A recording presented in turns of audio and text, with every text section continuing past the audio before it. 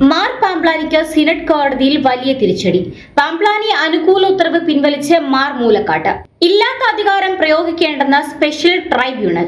മാർ പാംപ്ലാനിക്ക് മെത്രോപൊളിറ്റൻ വികാരി സ്ഥാനം നഷ്ടമാകും.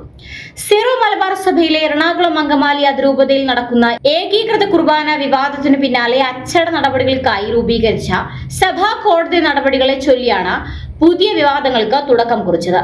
ഇതോടെ ഈ മാസം 18-ന് ആരംഭിക്കാനിരുന്ന സഭാ സിനഡ് ഏറെ നിർണായകമായി മാറിയിരിക്കുകയാണ്.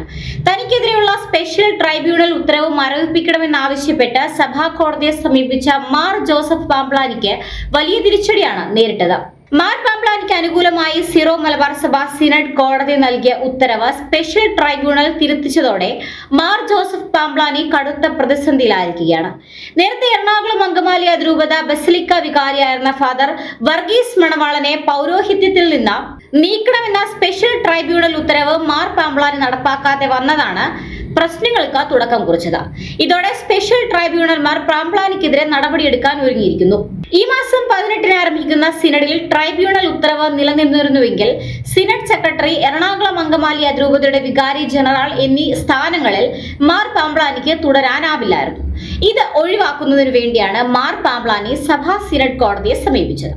പെർമനന്റ് സിനഡ് അംഗവും കോട്ടയം അതിരൂപത മെത്രോപൊളിറ്റനുമായ മാർ മാത്യു മൂലക്കാട്ട് മുഖ്യ ജഡ്ജിയായ കോടതി മാർ പാംപ്ലാനിക്കെതിരായ നടപടികൾ നിർത്തിവെക്കാൻ സ്പെഷ്യൽ ട്രൈബ്യൂണലിനോട് നിർദ്ദേശിക്കുകയായിരുന്നു. എന്നാൽ ഇല്ലാത്ത അധികാരവുമായി ഇങ്ങോട്ട് വരേണ്ടെന്നായിരുന്നു ആർച്ച് ബിഷപ്പ് മൂലക്കാട്ട് നയിക്കുന്ന സിനഡ് കോടതിക്ക് ഫാദർ ജെയിംസ് പാമ്പാറ നയിക്കുന്ന സ്പെഷ്യൽ ട്രൈബ്യൂണൽ നൽകിയ മറുപടി.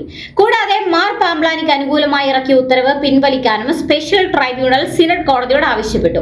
മാത്രമല്ല, വത്തിക്കാനെ സമീപിക്കുമെന്നും സ്പെഷ്യൽ ട്രൈബ്യൂണൽ നിലപാടെടുത്തതോടെ സിനഡ് കോടതി മാർ പാംപ്ലാനി അനുകൂല ഉത്തരവ് പിൻവലിക്കുകയായിരുന്നു. ഇതിനിടെ മാർ പാംപ്ലാനിയുടെ രാജി ആവശ്യപ്പെട്ട് നൂറുകണക്കിന് സിനഡ് അനുകൂലികൾ ബിഷപ്പ് ഹൌസ് ഉപരോധിച്ചു. രാത്രിയും ഇവരുടെ ഉപരോധം തുടരുകയുണ്ടായി. ഇതോടെ സിനഡ് നടക്കുന്ന ദിവസങ്ങളിൽ സിറോ മലബാർ സഭയിൽ വീണ്ടും വലിയ സംഘർഷങ്ങൾ ഉണ്ടാകുമെന്ന സൂചനകളാണ് പുറത്തുവരുന്നത്.